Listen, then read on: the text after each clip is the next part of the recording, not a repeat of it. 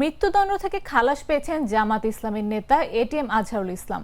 প্রধান বিচারপতি সৈয়দ রেফাত আহমেদের নেতৃত্বাধীন ৭ বিচারপতির পূর্ণাঙ্গ আপিল বেঞ্চ কর্তৃক খালাসের রায়ের অনুলিপি ঢাকা কেন্দ্রীয় কারাগার থেকে বাংলাদেশ মেডিকেল বিশ্ববিদ্যালয়ে পাঠানো হচ্ছে।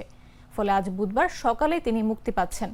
ঢাকা বিভাগের কারা উপ মহাপরিদর্শক মোহাম্মদ জাহাঙ্গীর কবির জানান, আজহারুল ইসলামের খালাসের কাগজপত্র যাচাই বাছাই করে কারাগার থেকে হাসপাতালে পাঠানো হয়েছে। আজ সকালে সব প্রক্রিয়া সম্পন্ন করে তাকে মুক্তি দেওয়া হবে।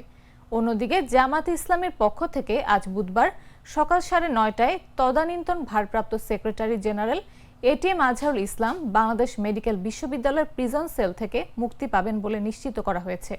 দলটির কেন্দ্রীয় মিডিয়া ও প্রচার বিভাগের প্রধান ও সহকারী সেক্রেটারি জেনারেল এহসানুল মাহবুব জুবায়ের জানান, এই উপলক্ষে এটিএম আজহারুল ইসলামকে বুধবার সকাল 9:30টায় আন্তরিক শুভেচ্ছা ও অভ্যর্থনা জানাবে দলটি।